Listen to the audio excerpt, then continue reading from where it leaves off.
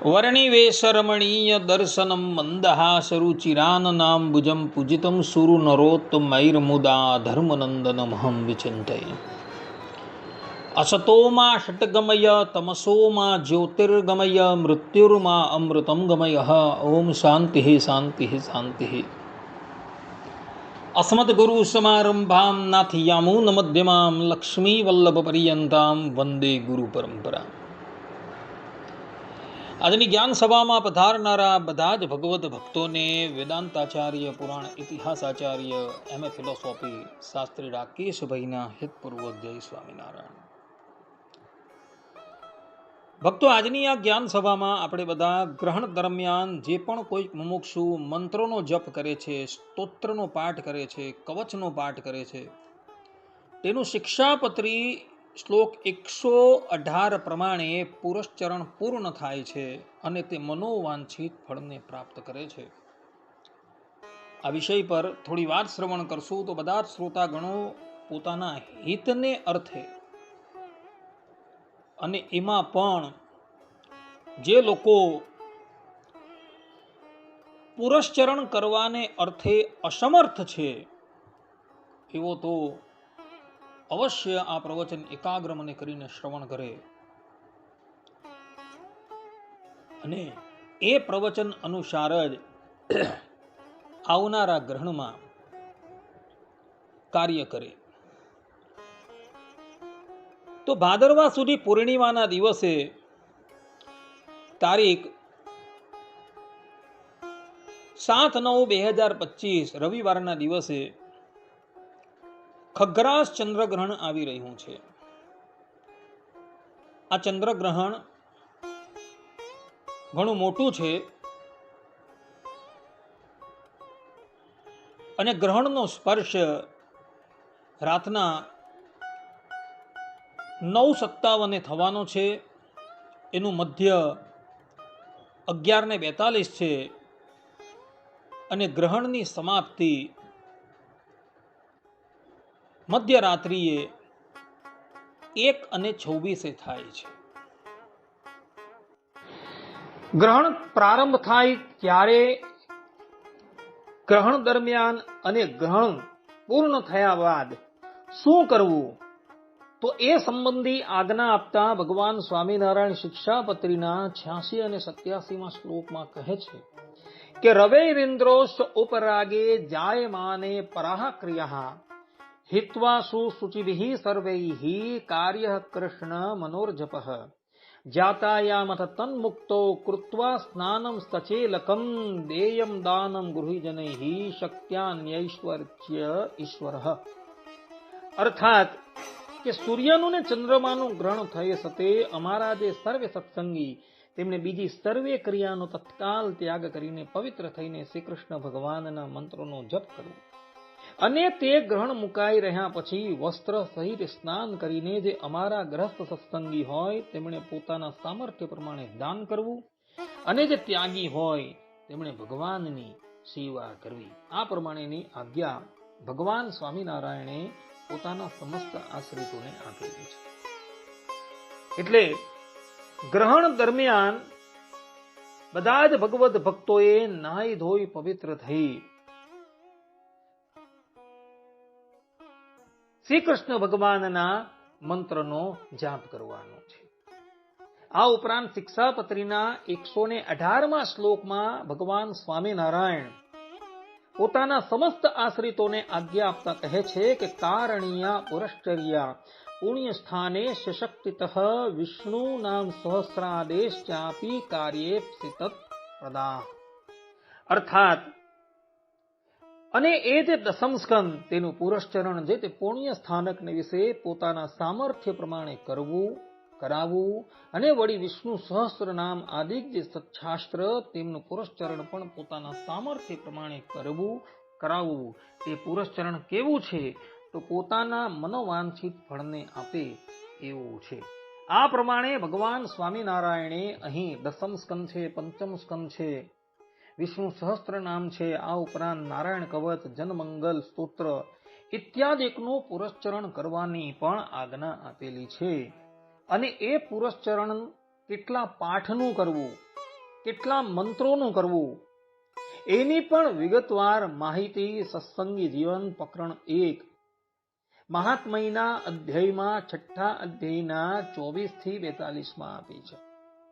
જેમ કે કોઈક વ્યક્તિ વિષ્ણુ સહસ્ત્ર નામનું પુરસ્ચરણ કરવા માંગતો હોય, સર્વમંગલ સ્તોત્રનું પુરસ્ચરણ કરવા માંગતો હોય તો એને 1200 પાઠ કરવાના છે. જનમંગલ સ્તોત્રમનું પુરસ્ચરણ કરવા માંગતો હોય તો એને 11,000 પાઠ કરવાના છે. નારાયણ કવચનું પુરસ્ચરણ કરવા માંગતો હોય તો એને 1200 પાઠ કરવાના છે. શ્રી કૃષ્ણ ભગવાનના અષ્ટાક્ષર મંત્રના પુરસ્ચરણ કરવા જે તૈયાર થતો હોય એને 9 લાખ મંત્રોનો જાપ કરવાનો છે. એ પ્રમાણેની આજ્ઞા સત્સંગી જીવનમાં સતાનંદ સ્વામીએ આપેલી છે. તે જ પ્રમાણે શિક્ષાપત્રી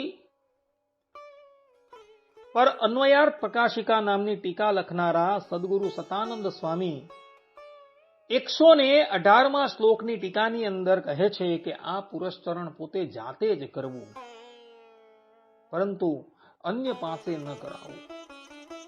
જે વ્યક્તિ જાતે કરવામાં અસમર્થ હોય તેણે જ અન્યની પાસે, એટલે કે અન્ય એવા બ્રાહ્મણની પાસે એ પુરસ્ચરણ કરાવવાનું છે.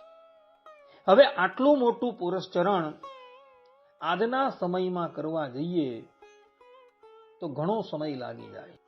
અને આજકાલના આ સમયમાં જે લોકો પરાધીન છે, જે લોકો નોકરિયાત છે, એ લોકો આવું પુરસ્ચરણ ક્યારેય પણ કરી શકે એમ નથી.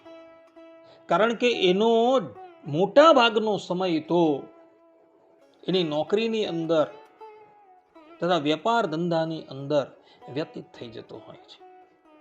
છતાં પણ એના મનની અંદર એવી ઈચ્છા રહે છે કે મારે આ પુરસ્ચરણ કરવું છે, જેથી મને યથાર્થપણે લાભની પ્રાપ્તિ થાય. તો એને માટે શાસ્ત્રકારોએ બીજો પણ એક લઘુ ઉપાય બતલાવેલો છે. જે ઉપાયનો આશ્રય કરવાથી મુમુક્ષુ આ પુરસ્ચરણ સરળતાથી કરી શકે છે અને એના દ્વારા એને મહદ ફલની પ્રાપ્તિ થઈ શકે છે. જેમ કે મહાભારતના આશ્વમેધિક પર્વ અધ્યાય 92માં ભગવાન શ્રી કૃષ્ણ પોતાના સ્વમુખે યુધિષ્ઠિર મહારાજને કહે છે કે સૂર્ય કે ચંદ્રનું ગ્રહણ થાય ત્યારે કોઈ પણ મનુષ્ય ભગવાનના મંત્રનો જાપ, સ્તોત્રનો પાઠ કે દાન આદિ કરે છે તેને તેનું 1000 ગણું ફળ પ્રાપ્ત થાય છે. માટે ગ્રહણ દરમિયાન કોઈ પણ સ્તોત્ર છે, મંત્ર છે, સહસ્ત્ર નામ છે કે કવચ છે ઇત્યાદિકનો પાઠ કરવાથી, એક પાઠ કે એક સ્તોત્રનો કે એક કવચનો કે એક મંત્રનો જાપ કરવાથી 1000 ગણું ફલ પ્રાપ્ત થાય છે. જેમ કે વિષ્ણુ સહસ્ત્ર નામ કે સર્વમંગલ સ્તોત્રના 2 પાઠ કરવાથી એના 2000 પાઠ થઈ જાય છે. જનમંગલ સ્તોત્રના 11 પાઠ કરવાથી એના 11000 પાઠ થઈ જાય છે. અષ્ટાક્ષર મંત્રની કેવલ 11 માળા ફેરવવાથી તેના 11 લાખ જાપ પૂર્ણ થાય છે. નારાયણ કવચના 2 પાઠ કરવાથી એના 2000 પાઠ પૂર્ણ થઈ જાય છે અને પુરસ્ચરણ પણ પૂર્ણ થાય છે અને મુમુક્ષુ મનોવાંછિત ફળની પ્રાપ્તિ કરી શકે છે. તો બધા જ લોકો ગ્રહણ દરમિયાન આ સમયનો, આ અવસરનો લાભ ઉઠાવી આ પુરસ્ચરણની પૂર્ણાહુતિ કરે, જેથી એ શિક્ષાપત્રીના 118મા શ્લોકમાં કહ્યા અનુસાર મનોવાંછિત ફળની પ્રાપ્તિ કરી શકે.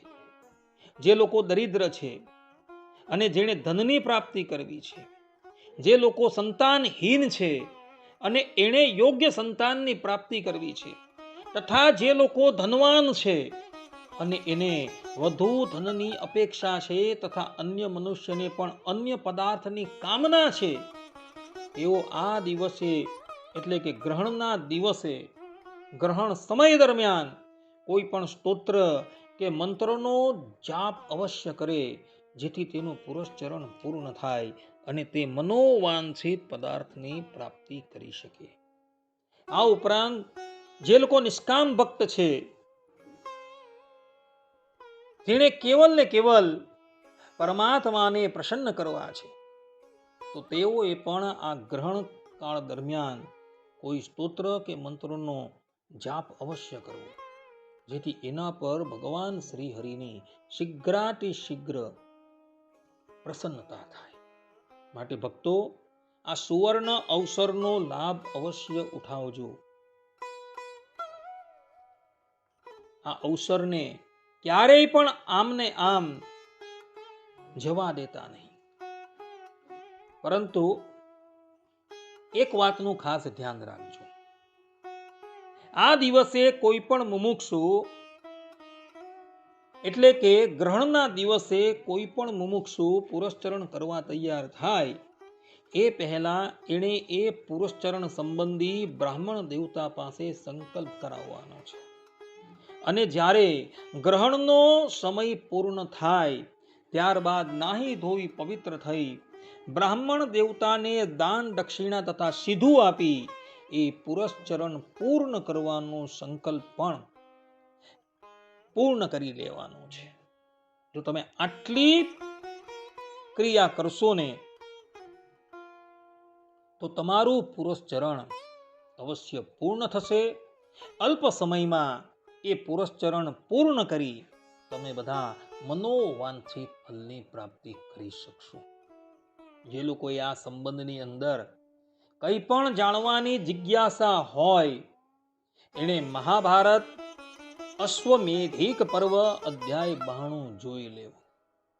એમાં ભગવાન શ્રી કૃષ્ણએ આ વાત યુધિષ્ઠિર મહારાજને પોતાના સ્વમુખે કહેલી છે. માટે ભક્તો, ગ્રહણ દરમિયાન તમે બધા જ કોઈક પવિત્ર મંદિરમાં જઈ એકાંતમાં બેસી કોઈ સ્તોત્ર છે, કોઈ મંત્ર છે, કોઈ કવચ છે ઇત્યાદિકનો પાઠ અવશ્ય કરજો. જે પાઠ કરવાથી તમે મનોવાંછિત ફલની પ્રાપ્તિ કરી શકશો. આ ઉપરાંત કોઈક વ્યક્તિ રોગી હોય અને એણે રોગમાંથી મુક્ત થવું હોય તો એણે પણ આ ગ્રહણ કાળ દરમિયાન ભગવાનના મંત્રનો, સ્તોત્રનો કે કવચનો પાઠ કરી દેવો, જેથી કરીને એ રોગાદિકથી મુક્ત થઈ જશે. ભક્તો, આ વાત જે છે એ કોઈ ગપોડા નથી, પરંતુ ભગવાન શ્રી કૃષ્ણએ પોતાના સ્વમુખે મહાભારતના અશ્વમેધિક પર્વ અધ્યાય 92 કહેલી છે. આપણે બધાએ ભગવાનના વચનની અંદર વિશ્વાસ લાવી ગ્રહણકાળ દરમિયાન